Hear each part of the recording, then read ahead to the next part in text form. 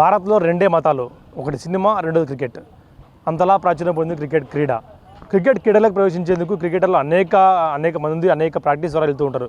కానీ క్రికెట్లోకి అంపైర్గా ఎలా ప్రవేశించాలి అన్నది కూడా చాలా మందికి ఇంట్రెస్టింగ్గా ఉన్న టాపిక్. ప్రస్తుతం ఈ గురించి మనతో మాట్లాడేందుకు అనంతపురం నుంచి ఎంపైరింగ్గా సెలెక్ట్ అయిన అకులన్న మనతో ఉన్నారు. మీరు ఒక సామాన్య రైతు కుటుంబం నుంచి వచ్చి ఇవాళ క్రికెట్లో అంపైరింగ్గా సెలెక్ట్ అయ్యి రీసెంట్గా మహిళల T20 దానికి కూడా అంపైరింగ్ చేశారు.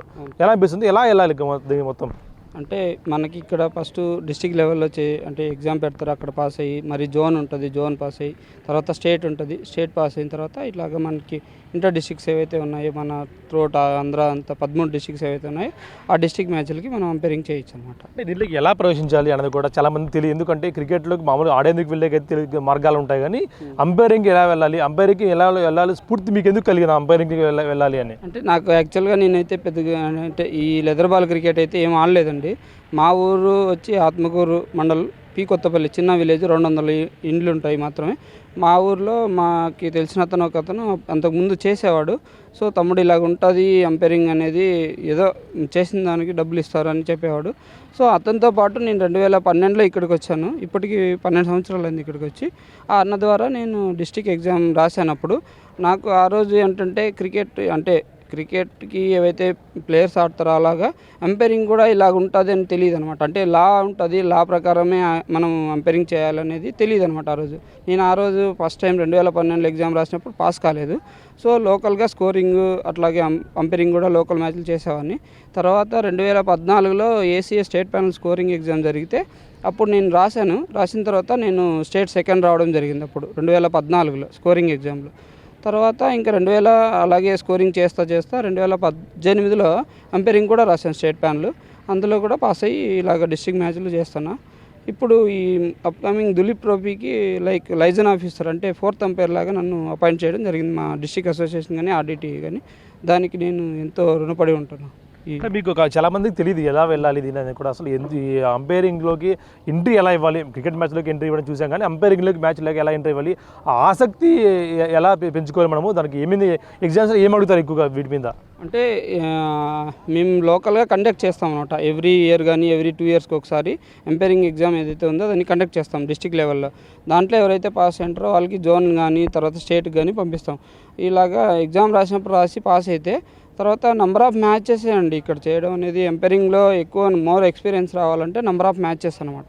ఆ మ్యాచెస్ చేయడం వల్ల మనకి లా ఉంటుంది, లా అంటే 42 లాస్ ఉంటాయి, లా బుక్ ఉంటుంది. ఆ లా బుక్ ప్రకారం మనం అది నేర్చుకొని దాంట్లోనే ఉన్నవి ఏవైతే ఉన్నాయో లా ప్రకారమే క్వశ్చన్లు అడుగుతారు, దానికి మనం ఎగ్జామ్ రాయాలి. అంటే చాలామంది చూసుకుంటే దీని గురించి అవగాహన లేదు చాలామంది కంపేరింగ్. అందులో అనంతపురం జిల్లా నుంచి కూడా చాలా తక్కువ మంది ఉన్నట్టు సంఖ్య ఉంది. మీకు ఎవరో స్ఫూర్తి ఇందులోకి వెళ్ళేందుకు? నాకైతే మా ఊరు రామ్మోహన్ అన్న స్ఫూర్తి. అంటే అప్పుడు అన్న చేశాడు కాబట్టి నన్ను పిలిచి ఇలాగ ఉంటుంది తమ్ముడు అని చెప్పాడు కాబట్టి ఆయన స్ఫూర్తితోనే వచ్చాను. తర్వాత నాకు ఇక్కడ మన ఈ అనంతపూర్ డిస్టిక్ నుంచి స్టేట్ లెవెల్లో 5 మంది అంపైర్లు ఉన్నాము, స్కోరర్లు 12 మంది ఉన్నారు స్టేట్ లెవెల్ స్కోరర్లు. అందులో నేను స్కోరింగ్ ప్లస్ అంపైరింగ్ 2 చేస్తున్నా. ఇప్పుడు 5 మంది ఉన్నాం స్టేట్ లెవెల్ అంపైర్స్ మొత్తానికి. మొత్తం చూసుకుంటే ఈ పారితోషికం ఎంత ఉంటుంది? ఎందుకంటే చాలామందికి తెలియదు అంపైర్ శాలరీస్ ఉంటాయా, పారితోషికం ఉంటుందా, లేకుంటే మ్యాచ్ ఫీజు అని ఉంటుందా, ఎలా ఉంటుంది వారికి? అంటే ఇప్పుడు మాకు రీసెంట్గానే ఈ సంవత్సరమే ఏసీఏ పేమెంట్ పెంచింది అనమాట. ఇంతకుముందు మ్యాచ్ రోజుకి 1500 ఉండేది మ్యాచ్ ఫీజు. ఈ ఇయర్ 1000 రూపీస్ పెంచి 2500 రూపాయలు చేసి ఈ సంవత్సరం పెంచింది మ్యాచ్ ఫీజు. మీకు అవకాశాలు ఏ విధంగా వస్తాయి అంపైరింగ్ అవకాశాలు? అంటే ఎందుకంటే అంపైరింగ్ అవకాశాలు అంటే చాలామందికి తెలియదు కాబట్టి ఎలా వస్తాయి ఈ అవకాశాలు, మనం అంపైర్ మ్యాచ్లకి ఏ విధంగా ముందు వెళ్ళాలి, ఎలా మీకు? అంటే ఇక్కడ లోకల్గా జరిగే మ్యాచ్లకి అయితే మన డిస్ట్రిక్ట్ అసోసియేషన్ ఏవైతే ప్రాబుల్స్ మ్యాచ్లు, సెలక్షన్ మ్యాచ్లు వాటికి ఉంటే ఒక గ్రూప్ ఉంది మాకు, ACSC Anantapur cricket umpires scorers association ఒకటి ఉంది. అందులో మ్యాచ్లు ఏవైతే ఉన్నాయో రేపటి మ్యాచ్లు ఈరోజు పోస్ట్ చేస్తారు. మీరు అవైలబుల్ ఉంటే అందులో నేను అవైలబుల్ అని చెప్తే సో మీకు పోస్టింగ్ వేయడం జరుగుతుంది. అంటే లోకల్ మ్యాచ్లు కానీ ప్రైవేట్ మ్యాచ్లు కానీ ఏదైతే సెలక్షన్ మ్యాచ్లు, ప్రాబుల్స్ మ్యాచ్లు, ఏదైనా స్టేట్ సెలక్షన్ మ్యాచ్లు అవన్నీ ఇక్కడ జరుగుతాయి కాబట్టి మన దగ్గర ఎక్కువ మ్యాచ్లు జరుగుతాయి కాబట్టి నెంబర్ ఆఫ్ ఎక్స్పీరియన్స్ కూడా తొందరగానే వస్తుంది. సో దాన్ని బట్టి ఇప్పుడు ఈ స్టేట్ ప్యానల్ పాస్ అయిన తర్వాత స్టేట్ ప్యానల్ పాస్ అయిన తర్వాత అక్కడ ఏంటంటే ఇప్పుడు మోర్ దెన్ 67 మెంబర్స్ ఉన్నాం స్టేట్లో అంపైర్స్ ఓన్లీ ఓవరాల్ ఆంధ్ర. దాంట్లో మాకు ఏంటంటే సెమినార్ పెడతారు ఎవ్రీ ఇయర్ స్టేట్లో. బీసీ ఎంపైర్స్ ఎవరైతే ఉన్నారో వాళ్ళు సెమినార్ పెట్టి మాకు ఏం చేయాలి ఈ సీజన్కి చెప్తారు. తర్వాత ఏవైతే మ్యాచ్లు ఉన్నాయి, ఇప్పుడు నేనైతే ఈ సంవత్సరం అండర్ 16, 19, అండర్ 19, 23 సీనియర్స్ ఈ 4 ఏజ్ గ్రూపులు, మెన్స్ 4 ఏజ్ గ్రూపులు చేశాను అనమాట ఈ సంవత్సరం. ఉమెన్స్ కూడా చేశాను ఈ సంవత్సరం. లాస్ట్ ఇయర్ ఉమెన్ ఏపీఎల్ జరిగింది కదా, దానికి లైవ్ మ్యాచ్లు డీడీ స్పోర్ట్స్లో లైవ్ వచ్చింది. ఆ మ్యాచ్లకి నాకు 3 రోజులు పోస్టింగ్ చేసాం జరిగింది. లైవ్లో కూడా మ్యాచ్లు వచ్చాయి.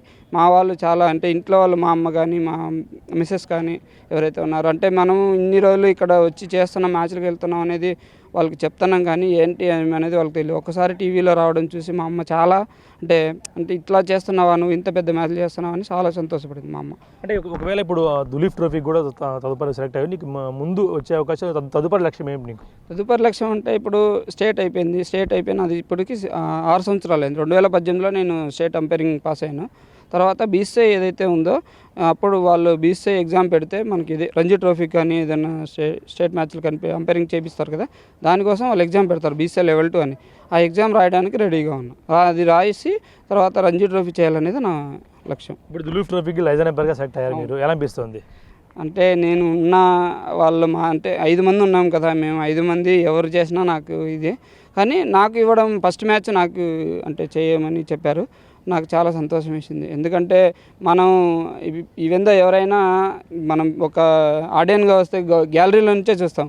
అదే అంపైర్గా ఉన్నాను అనుకో, 4th అంపైర్గా అదే లైజన్గా ఉన్నాను అనుకో, ప్లేయర్స్ని దగ్గర నుంచి చూస్తాం. ఆ అవకాశం ఎవరికి రాదు. అంటే ఉన్న ఏదైతే ఆన్ ఫీల్డ్ అంపైర్స్ ఉన్నారో ఎవరైతే వాళ్ళకే వస్తుంది దగ్గర నుంచి చూసే అవకాశం. నాకు ఆ అవకాశం ఇచ్చిన ఆర్డీటీకి కానీ మా ఏడీసీకి కానీ చాలా థ్యాంక్స్ అండి. అనంతపురంలో అంటే చిన్న నగరాల్లో దులీప్ ట్రోఫీ జరగడం మీకు ఎలా అనిపిస్తుంది? ఎందుకంటే క్రికెట్ అనేది చిన్న నగరాలకు తక్కువ పరిమితం అయి ఉంది. అందులో అనంతపురం లాంటి ద్వితీయ నగరాలకు లేదా కరూరు జిల్లాకు రావడం ఎలా అనిపిస్తుంది? అంటే ఇప్పుడు ఇంతకుముందు ఇక్కడ స్టేట్ మ్యాచ్లు అంటే 16 state, 19 state, 23 state, Ranji trophy level వరకు పెద్ద మ్యాచ్లు జరిగాయి. అంతకుముందు 1962లో ఇరానీ ట్రోఫీ జరిగింది. దాని తర్వాత పెద్ద టోర్నమెంట్ అంటే ఇప్పుడు వచ్చిన దులీప్ ట్రోఫీనే. ఇప్పుడు ఏంటంటే ఆల్ ఓవర్ ఇండియా వర్షాలు అది ఎక్కువ ఉండడం వల్ల బీసీఐ ఈ వర్షాలు లేదు, మన దగ్గర వర్షాలు ఉండవు, మోర్ దెన్ 20 days పైన మ్యాచ్లు జరుగుతాయి కాబట్టి ఇక్కడ ఏమి ఉండవు, మనకి ప్లెజెంట్ వాతావరణం, మ్యాచ్లు అన్ని రోజులు సజావుగా జరుగుతాయని బీసీఐ ఇక్కడికి కేటాయించడం జరిగింది. దానికి బీసీఐకి చాలా కృతజ్ఞతలు. తదుపరి లక్ష్యం కూడా బీసీసీ ఎంపిక కావడం లేదా ఇంటర్నేషనల్ మ్యాచ్లకు ఎంపిక కావడమేనా? అవునండి, అదే ఖచ్చితంగా బీసీఐ రాయాలి, బీసీఐ రంజీ ట్రోఫీ చేయాలనేది నా లక్ష్యం. Thank you. కంగ్రాచులేషన్స్ మీకు. చూస్తున్నాం అంపైరింగ్లో కూడా మెలకువలు నేర్చుకొని మంచి స్థాయికి వెళ్ళే అవకాశం ఉంది. ముఖ్యంగా రంజీ ట్రోఫీలతో కానీ లేదా బీసీసీ ఇంటర్నేషనల్ మ్యాచ్లు కూడా వెళ్ళే అవకాశం ఉంది. ఆ తదుపరి ఆ ఆలోచనగా యువత ముందుకు వెళ్ళాలంటే కూడా అంపైర్ పిలిపిస్తున్నాడు. వీడియో జర్నలిస్ట్ ప్రసాద్తో యోగానంద్, బిగ్ టీవీ, అనంతపురం నుంచి. For more videos like this, subscribe Big TV channel.